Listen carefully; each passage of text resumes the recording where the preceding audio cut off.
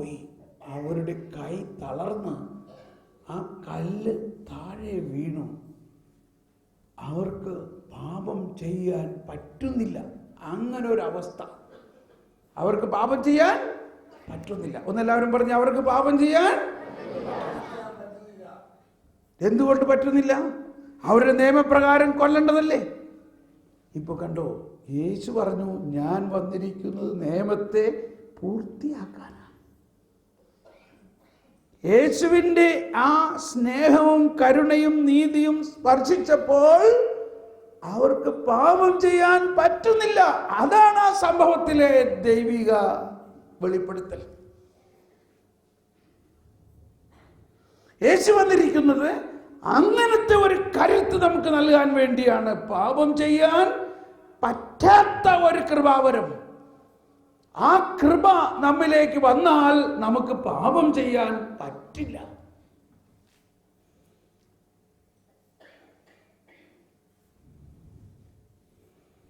അതാണ് ദൈവരാജ്യം, അതാണ് ദൈവനീതി, അതാണ് പുതിയ നിയമം, അതാണ് പുതിയ ഉടമ്പടി.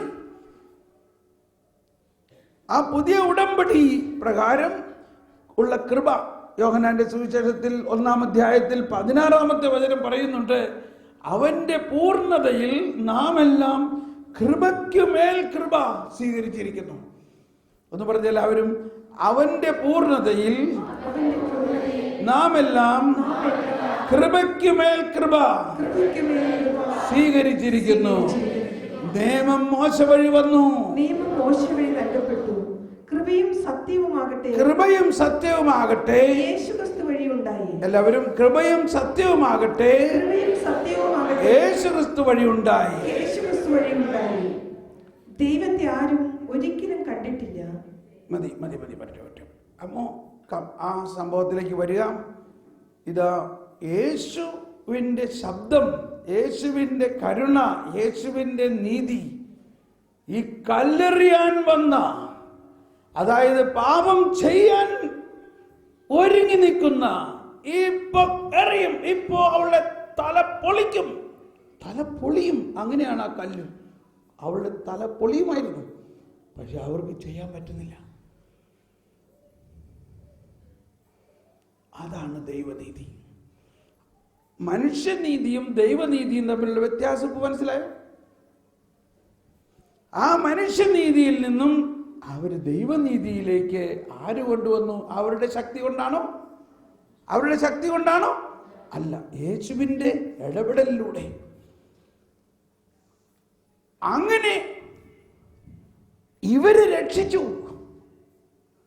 മാത്രമല്ല, പാപം ചെയ്തു കഴിഞ്ഞ അവളെയും രക്ഷിച്ചു. അവളുടെ പാപം ക്ഷമിച്ചു. ഇനി മേലിൽ പാപം ചെയ്യരുത് എന്ന് പറയുന്നതിൻ്റെ അർത്ഥം, മേലിൽ പാപം ചെയ്യാതിരിക്കാനുള്ള കൃപ അവൾക്കും കിട്ടിയിരിക്കുന്നു.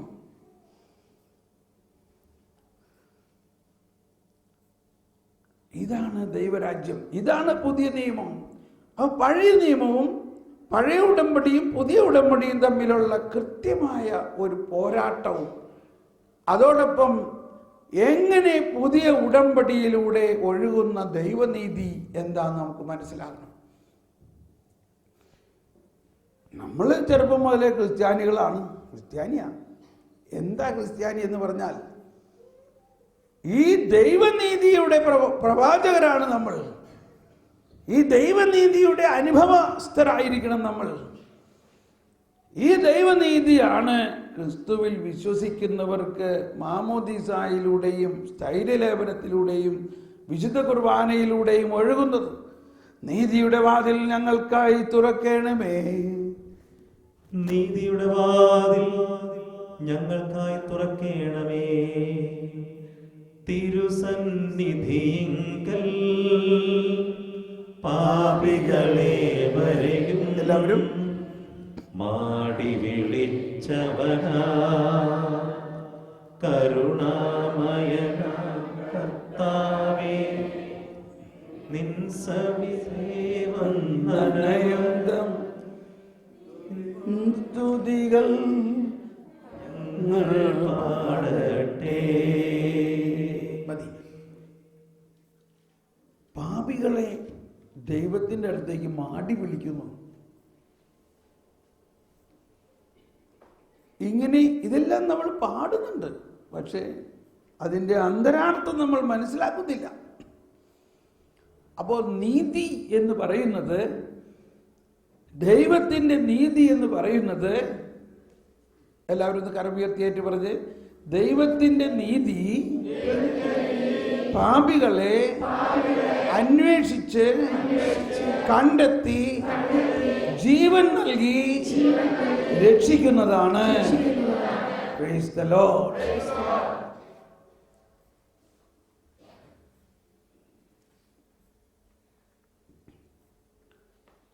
ഈശോ സഖ്യയൂസ് വലിയൊരു പാപിയാണ്. സഖ്യയൂസിന്റെ പ്രധാന പാപം ചുങ്കം പിരിക്കുന്നതിലുള്ള എന്തോ ആവട്ടെ. സഖ്യയൂസ് മരത്തിന്റെ മുകളിലിരിക്കുമ്പോൾ കർത്താവ് പറയാണ്, നീ വേഗം ഇറങ്ങി വരിക, ഇന്നേ ഞാൻ നിന്റെ വീട്ടിൽ വന്ന് ഭക്ഷണം കഴിക്കാൻ പോവുകയാണ്. നമ്മൾ ആരെങ്കിലും അങ്ങനെ പറയുമോ, ഇന്ന് ഞാൻ നിന്റെ വീട്ടിൽ വന്ന് ഭക്ഷണം കഴിക്കാം? നമ്മൾ അതെന്താ നിങ്ങൾ വിളിക്കാത്ത സദ്യക്ക് വരണമെന്നല്ലേ പറയൂ? നിങ്ങൾ വിളിച്ചില്ലല്ലോ. നമ്മൾ ആരോടും അങ്ങനെ പറയുമോ, ഞാൻ ഇന്ന് നിന്റെ വീട്ടിൽ നിന്ന് ഭക്ഷണം കഴിക്കണം? അപ്പോൾ നമ്മൾ പറയും, അയ്യോ ഞാനൊന്നും ഒരുക്കിയിട്ടില്ലല്ലോ, അല്ലെങ്കിൽ ഞങ്ങളെ വിളിച്ചില്ലല്ലോ. കണ്ടോ, കർത്താവ് അങ്ങനെ വിളിക്കാത്തടത്ത് പോവുക. എന്തിനാ വിളിക്കാത്തടത്ത് പോണത്? അത് കർത്താവിൻ്റെ അവകാശമാണ്. എന്നിട്ട് പറയാണ് അവസാനം, നീയും അബ്രാഹത്തിൻ്റെ മകനാണ്, നീയും അബ്രാഹത്തിൻ്റെ മകനാണ്. ഒന്ന് പറഞ്ഞ എല്ലാവരും. പക്ഷെ നമുക്കിങ്ങനെ പറയാം, ഞാനും അബ്രാഹത്തിൻ്റെ മകനാണ്. പറഞ്ഞേ, ഞാനും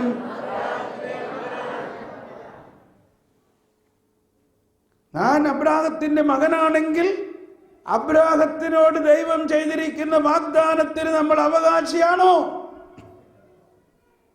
ആണോ? അബ്രാഹത്തിനെ കർത്താവ് പൂമുഖത്ത് വിളിച്ചു നിർത്തിയിട്ട് പറഞ്ഞു, നീ ഇങ്ങ് പുറത്തേക്ക് വന്നേ. കർത്താവേ, എന്താ? ഇതാ ഞാൻ. നീ അങ്ങ് ആകാശത്തിലേക്കൊന്ന് കണ്ണുയർത്തി നോക്കിയേ.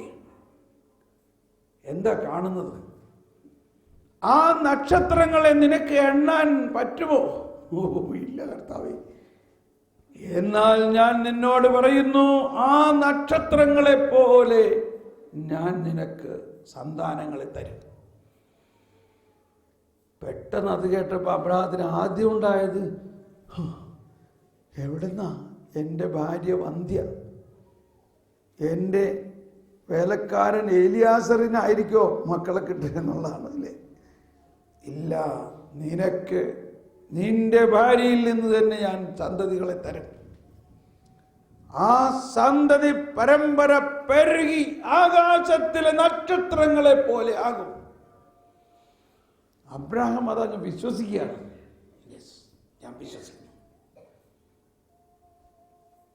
അതുമായിട്ട് നമുക്ക് വല്ല ബന്ധമുണ്ടോ?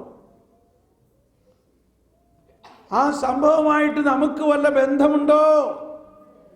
ആരെങ്കിലും ഒന്ന് പറയാമോ? നമുക്ക് വല്ല ബന്ധമുണ്ടോ? നമുക്ക് വല്ല ബന്ധമുണ്ടോ? ഉണ്ടോ? ഉണ്ട്. എന്താണ് ആ ബന്ധം?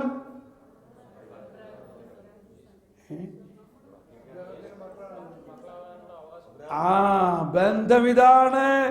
കർത്താവ് അന്ന് കണ്ട ആ നക്ഷത്രത്തിൽ ഒന്ന് ഞാനായിരുന്നു, ഒന്ന് നിങ്ങൾ ഓരോരുത്തരുമായിരുന്നു. ആയിരുന്നു. Praise the Lord. ഒന്ന് കൈയടിച്ച് കർത്താവ് നന്ദി പറഞ്ഞേ. കർത്താവ് അന്നേ നമ്മളെ കണ്ടിട്ടുണ്ട്. കർത്താവ് അന്നേ നമ്മളെ കണ്ടിരിക്കുന്നു. ആ നക്ഷത്രത്തിലൊന്ന് ഇന്നാളാണ്. ഇന്ന് വിശ്വാസത്തിൽ ജീവിക്കുന്ന നമ്മൾ ഓരോരുത്തരുമായിരുന്നു അന്ന് കർത്താവ് കണ്ട നക്ഷത്രം. Praise the Lord. നമ്മൾ ആരാണ്? ആ നക്ഷത്രത്തിൽ ഒന്നായിരുന്നു. അതുകൊണ്ട് അബ്രാഹത്തിനോട് ദൈവം നൽകിയ വാഗ്ദാനം അനുസരിച്ചുള്ള ദൈവത്തിന്റെ രക്ഷാകര കൃപാവരം നമ്മുടെ അവകാശമാണ്. നമ്മുടെ വീട്ടിൽ കർത്താവ് വന്നിട്ട് പറയുകയാണ്, നീയും അബ്രാഹത്തിന്റെ മകളാണ്, നീ അബ്രാഹത്തിന്റെ മകനാണ്, അതുകൊണ്ട് ഞാൻ നിനക്ക് വേണ്ടി ഇത് ചെയ്യണം. നീ ചോദിച്ചിട്ടൊന്നുമല്ല. Praise the Lord. ഇതാണ് പുതിയ നിയമം. കിണറ്റിൻകരയിലിരുന്ന സമരിയാക്കാരി ചോദിച്ചിട്ടാണോ യേശു അവിടെ ചെന്നത്? ആണോ? കുളത്തിന്റെ കടയിൽ 38 വർഷമായിട്ട് കിടന്ന അയാള് ചോദിച്ചിട്ടാണോ യേശു അവിടെ ചെന്നത്? ഇതാ നമ്മുടെ വിശ്വാസം. യേശയ്യ 51 ഒന്നാം അധ്യായത്തിൽ ഒന്നാമത്തെ വചനം പറയാണ്. യേശയ്യ 51 1ഉം 2ഉം വചനത്തിൽ പറയുകയാണ്, ദൈവത്തെ അന്വേഷിക്കുന്നവരെ, രക്ഷ തേടുന്നവരെ, നിങ്ങൾ ഇത് അറിഞ്ഞുകൊള്ളുവീൻ. കർത്താവിനെ അന്വേഷിക്കുന്നവരെ, എല്ലാവരും കരമുയർത്തി ശബ്ദമുയർത്തി ഏറ്റു പറഞ്ഞുകൊണ്ട്, കർത്താവിനെ അന്വേഷിക്കുന്നവരെ, രക്ഷ തേടുന്നവരെ, എന്റെ വാക്ക് കേൾക്കുവിൻ. നിങ്ങളെ വെട്ടിയെടുത്ത പാറയിലേക്കും നിങ്ങളെ കുഴിച്ചെടുത്ത ഖനിഗർഭത്തിലേക്കും നോക്കുവിൻ. അതാ നമ്മുടെ വിശ്വാസത്തെ കുറിച്ചാ പറയണത്. നിങ്ങളെ വെട്ടിയെടുത്ത പാറ, വിശ്വാസത്തിന്റെ ഒരു പാറയിൽ നിന്നാണ് നിങ്ങളെ വെട്ടിയെടുത്തത്. നിങ്ങളെ ഗർഭം ധരിച്ച ആ ഗർഭം തുറന്നു വായിക്കാം. എന്താണ് ആ പാറ? എന്താണ് ആ ഗർഭം? നിങ്ങളുടെ പിതാവായ അബ്രാഹത്തെയും നിങ്ങളെ വഹിച്ച സാറയെയും നോക്കുവിൻ. Price the Lord. അപ്പോ നമ്മൾക്ക് ഇന്ന് ലഭിച്ചിരിക്കുന്ന വിശ്വാസം നമ്മുടെ ആരുടെയും പ്രവൃത്തിയുടെ ഫലമല്ല. അബ്രാഹത്തിന് കൊടുത്ത ആ വിശ്വാസത്തിന്റെ പാരമ്പര്യത്തിൽ നിന്നാണ് നമുക്കും കിട്ടിയിരിക്കുന്നത്. ആ വിശ്വാസത്തിന്റെ പാറയുടെ ഒരു കഷ്ടമാണ് നമ്മൾ. നിന്നെ വെട്ടിയെടുത്ത പാറയിലേക്കും നിന്നെ കുഴിച്ചെടുത്ത ഖനിഗർഭത്തിലേക്കും. സാറയുടെ ഗർഭം വരണ്ടു എന്ന് പറഞ്ഞാൽ ഒരു സ്ത്രീക്ക് മെനസ്ട്രേഷൻ പീരീഡ് ഉണ്ടായിക്കൊണ്ടിരിക്കുന്നിടത്തോളം കാലം അവൾക്ക് പ്രത്യാശയാണ് ഒരു ഉണ്ടാകാം. പക്ഷെ ആ പീരീഡ് കഴിഞ്ഞു. വയസ്സാകുമ്പോൾ പീരീഡ് കഴിയണം. അതാണ് ഗർഭം വരണ്ടു എന്ന് പറയുന്നതിന് അർത്ഥം. ആ പീരീഡ് കഴിഞ്ഞു, ഗർഭം വരണ്ടു കഴിഞ്ഞപ്പോഴാണ് കർത്താവ് വന്നിട്ട് പറയുകയാണ്, ഇനി കൃത്യം അടുത്ത വർഷം വസന്തത്തിൽ നിനക്ക് കുഞ്ഞുണ്ടാകും. കണ്ടോ, ഇത്രയും നാള് നോക്കിയിരുന്നു, ഇനി യാതൊരു പ്രത്യാശയുമില്ല എന്ന് ചിന്തിച്ചിരിക്കുമ്പോഴാണ് കർത്താവ് പറയാണ് ഇനി ഉണ്ടാകും. അപ്പൊ കർത്താവ് ഇത്രയും നാള് നോക്കിയിരുന്നത് അവളുടെ ഗർഭം ഒന്ന് വരളാൻ വേണ്ടിയാണ്. അവളുടെ ആർത്തവദശ ഉള്ള സമയത്ത് അവൾക്ക് കുഞ്ഞുണ്ടാവുകയാണെങ്കിൽ അതിൽ ഇത്ര വലിയ അതിശയമല്ലോ ഉണ്ടോ? അത് സാധാരണ സംഭവമല്ലേ? അസാധാരണമായ ദൈവത്തിന്റെ അത്ഭുത പ്രതിഭാസമായിട്ട് ദൈവത്തിന്റെ വാഗ്ദാനത്തിന്റെ കുഞ്ഞാണ് ഇസഹാക്ക്. ഗർഭം വരണ്ടിട്ടും സാറയ്ക്ക് ഗർഭം ധരിക്കാൻ യാതൊരു സാധ്യതയുമില്ലാതിരിക്കെ അബ്രാഹാം വിശ്വസിച്ചു. ദൈവത്തിനൊന്നും അസാധ്യമല്ല എന്ന് വിശ്വസിച്ചു. അതാണ് അബ്രാഹത്തിന് കൊടുത്ത വിശ്വാസത്തിന്റെ ദാനം. ആ വിശ്വാസം തന്നെയാണ് നമുക്ക് ലഭിച്ചിരിക്കുന്നത്. അതായത് നമ്മുടെ മനുഷ്യന്റെ പ്രവൃത്തിയിലൂടെ അല്ല, ദൈവത്തിന്റെ ശക്തമായ ദാനത്തിലൂടെയാണ്. മാതാവിന്റെ അടുത്ത് വന്നിട്ട് ഗബ്രിയേൽ മാലാഖ പറഞ്ഞു, നീ ഒരു കുഞ്ഞിനെ പ്രസവിക്കും. എങ്ങനെ? ഞാനൊരു പുരുഷനെ അറിയില്ലല്ലോ. അത് പുരുഷനിലൂടെ അല്ലാതെ ഒരു സ്ത്രീ എങ്ങനെ ഗർഭം ധരിക്കുക? അതാണ് യേശു, അതാണ് ദൈവം നമുക്ക് നൽകിയിരിക്കുന്നത്. ഒരു പുരുഷ ബീജത്തിലൂടെ അല്ലാതെ നീ ഗർഭം ധരിക്കും. അത്യുന്നതന്റെ ശക്തി നിന്റെ മേൽ ആവസിക്കും. നീ പരിശുദ്ധാത്മാവിലൂടെ ഗർഭം ധരിക്കും. അങ്ങനെ ആദ്യത്തെ ആദം മണ്ണിൽ നിന്നുണ്ടായെങ്കിൽ രണ്ടാമത്തെ ആദം പുരുഷ ബീജത്തിലൂടെയോ മണ്ണിൽ നിന്നോ അല്ലാതെ പരിശുദ്ധാത്മാവിലൂടെ ദൈവവചനം മാംസം ധരിച്ച് ഉണ്ടായ ആ രണ്ടാമത്തെ ആദമായ യേശുക്രിസ്തുവിൽ നിറഞ്ഞു നിൽക്കുന്ന ദൈവവരപ്രസാദം മുഴുവൻ നമ്മൾ ഓരോരുത്തരും വിശ്വാസികളായ നമ്മിലേക്ക് പകർന്നിരിക്കുന്നു. വിശ്വാസത്തിലൂടെ, മാമോദീസായിലൂടെ, കുർബാനയിലൂടെ ആ പകർന്നു തന്നിരിക്കുന്ന മുഴുവൻ ദൈവീകതയും നമ്മളിൽ ലയിച്ച് നമ്മളാകുന്ന പച്ചവെള്ളത്തെ മുന്തിരിച്ചാറാക്കുന്നു. അതാണ് കാനായിലെ കല്യാണത്തിൽ കർത്താവ് കാണിച്ചു തന്നത്. മാതാവ് അവിടെ പറയുന്നത്, അല്ലെങ്കിൽ മാതാവിൻ്റെ ഇടപെടൽ വളരെ വലിയ ഒരു അടയാളമാണ്. മാതാവ് പറയുകയാണ്, അവരുടെ വീഞ്ഞ് തീർന്നുപോയി. അവരുടെ വീഞ്ഞ് തീർന്നുപോയി എന്ന് പറയുന്നത്, ഇതാ പഴയ നിയമം അവസാനിച്ചിരിക്കുന്നു. ഇതാ ഫരിസേയരുടെയും നിയമജ്ഞരുടെയും നിയമം അവസാനിച്ചിരിക്കുന്നു. ഇതാ പ്രവാചകനും നിയമവും അവസാനിച്ചിരിക്കുന്നു. അവസാനിച്ചു. അപ്പൊ ഈശോ പറയുകയാണ്, എൻ്റെ സമയമായില്ലല്ലോ എന്ന് പറയുന്നതിൻ്റെ അർത്ഥം, ഈ പുതിയ വീഞ്ഞ് വരണമെങ്കിൽ യേശു പീഡ സഹിച്ച് കുരിശിൽ പാപം ഏറ്റെടുത്ത് മരിച്ച് ഉയർത്ത് പരിശുദ്ധാത്മാവിന് നൽകിയാലേ പുതിയ വീഞ്ഞാവുള്ളൂ. ആ സമയമായിട്ടില്ലല്ലോ. അപ്പൊ മാതാവ് നോക്കി ഈശോയെ. മാതാവ് നോക്കിയതിൻ്റെ അർത്ഥം എന്താ? ഞാൻ ആരാ മോനെ? ഈ സംഭവങ്ങളിലൂടെ നടക്കേണ്ടതായ ആ പുതിയ വീഞ്ഞ് യേശുക്രിസ്തുവിൻ്റെ ഉത്ഥാനത്തിന് ശേഷമുണ്ടാകേണ്ടതായ അത് പിന്നോട്ട് പോയി യേശു ജനിക്കുന്നതിന് മാതാവ് ജനിക്കണമെങ്കിൽ അത് യേശു തന്നെ വിസ്മരണീയമായ വിധം മറിയം അമ്മയുടെ ഗർഭത്തിൽ വെച്ച് അമലോത്ഭവയായി പിറന്നതാണ് ആ പുതിയ വീഞ്ഞിൻ്റെ മുൻ ആസ്വാദനം. ഈ യേശു ശക്തി തന്നെയാണ് മറിയത്തിൻ്റെ അമ്മയുടെ ഗർഭത്തിൽ പ്രവർത്തിപ്പിച്ചുകൊണ്ട് മറിയത്തിനെ അമലോത്ഭവയായി ജനിപ്പിച്ചതും പാപം ചെയ്യാൻ സാധിക്കാത്ത കൃപ നിറഞ്ഞ പുതിയ വീഞ്ഞ്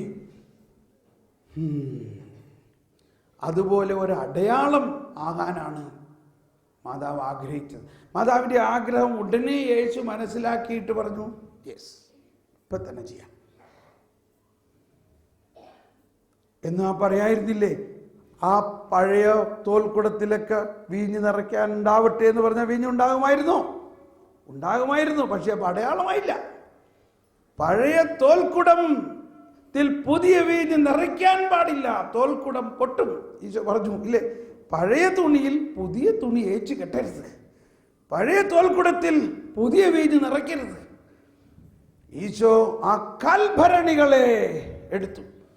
കൽഭരണി, ശുദ്ധീകരണത്തിനുള്ള വെള്ളം നിറയ്ക്കുന്ന കൽഭരണി, നമ്മൾ വീടിൻ്റെ അടുക്ക കാല് കഴുകാൻ വെള്ളം വെക്കണ കൽഭരണി, അതെടുത്ത് കുടിക്കാൻ വെള്ളം ആരെങ്കിലും കൊടുക്കോ? അപ്പോൾ കർത്താവ് മനഃപൂർവ്വം ചെയ്യുകയാണത്. അത്രയ്ക്ക് അവഹേളിക്കപ്പെടുകയും അവഗണിക്കപ്പെടുകയും ആയിരിക്കുന്ന മനുഷ്യവംശം, പാപം മൂലം കലുഷിതമായ മനുഷ്യവംശം, അതാണ് ആ കൽഭരണികൾ. ആ കൽഭരണികളിൽ വെള്ളം നിറയ്ക്കൂ. വെള്ളം എന്നത് സൃഷ്ടിയാണ്. ആ സൃഷ്ടിയെ ദൈവത്തിൻ്റെ ഇടപെടലിലൂടെ പെട്ടെന്ന് പുതിയ സൃഷ്ടിയായ വീഞ്ഞാക്കി മാറ്റിയിരിക്കുന്നു. വെള്ളം ഓക്സിജനും ഹൈഡ്രജനുമാണെങ്കിൽ വീഞ്ഞ് ഓക്സിജനും ഹൈഡ്രജനും അല്ല, വീഞ്ഞ് C2H2O അങ്ങനെ എന്തോ ആൽക്കഹോളാണത്. വെള്ളത്തിൽ നിന്നല്ല ആൽക്കഹോൾ ഉണ്ടാക്കുന്നത്. അപ്പോൾ പുതിയ ഉടമ്പടി എന്ന് പറയുന്നത് ദൈവത്തിൻ്റെ ശക്തിയിലൂടെ. ഇപ്പോൾ ഇവിടെ വിശുദ്ധ കുർബാന അർപ്പിക്കുമ്പോൾ നമ്മൾ കാണുന്നത് മുഴുവനും ഈ പുതിയ ഉടമ്പടിയും പുതിയ വീഞ്ഞുമാണ്. രൂപാന്തരീകരണത്തിൻ്റെ ശുശ്രൂഷയാണത്.